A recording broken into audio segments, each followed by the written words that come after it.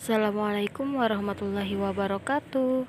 Perkenalkan, kami dari kelompok 10 yang beranggotakan Humairah Husnul Khotimah dan Dila Monika, mahasiswa UIN Antasari Banjarmasin, Fakultas Ekonomi dan Bisnis Islam, jurusan Asuransi Syariah. Mata kuliah Akuntansi Asuransi Syariah Jiwa dan General dengan judul makalah Akuntansi Dana Perusahaan Asuransi. Langsung saja kita memasuki poin pertama, akuntansi asuransi syariah. Akuntansi syariah secara umum tidak jauh berbeda dengan konvensional dalam hal siklus proses akuntansinya.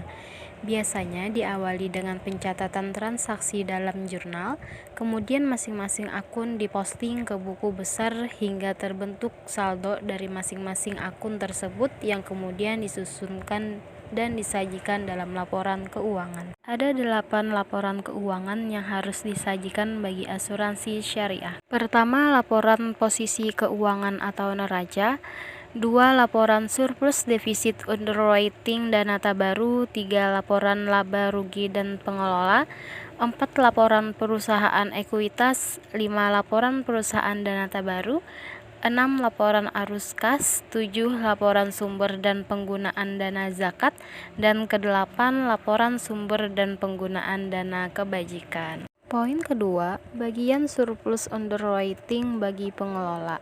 PSAK 108 yang berlaku efektif untuk laporan keuangan yang mencakup akuntansi keuangan yang bertujuan mengatur pengakuan, pengukuran, penyajian, dan pengungkapan transaksi asuransi syariah. Ada beberapa yang diatur PSAK 108 terkait transaksi asuransi syariah. 1. Pengakuan dan pengukuran. 2. Penyajian. 3. Pengungkapan. Pengakuan dan pengungkapan terbagi menjadi 2. A. Pengakuan awal. B. Pengakuan setelah pengakuan awal. Penyajian terbagi menjadi 4. A. Surplus dan defisit underwriting dan dana baru. B. Bagian surplus underwriting dan dana baru yang didistribusikan kepada peserta dan bagian surplus underwriting dan dana baru yang didistribusikan kepada entitas pengelola. C. Surplus underwriting dan dana baru yang diterima entitas pengelola diakui sebagai pendapatan dalam laporan laba rugi, dan surplus underwriting dan dana baru yang didistribusikan kepada peserta diakui sebagai kewajiban dalam neraca. D.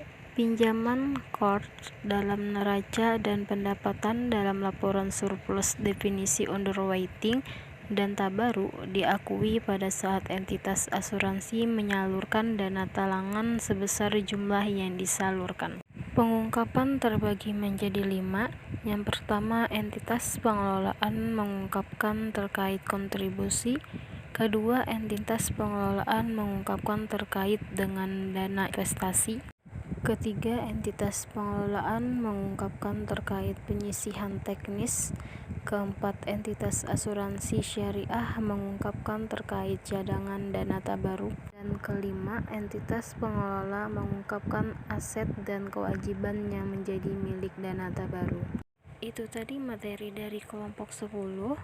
Terima kasih. Wassalamualaikum warahmatullahi wabarakatuh.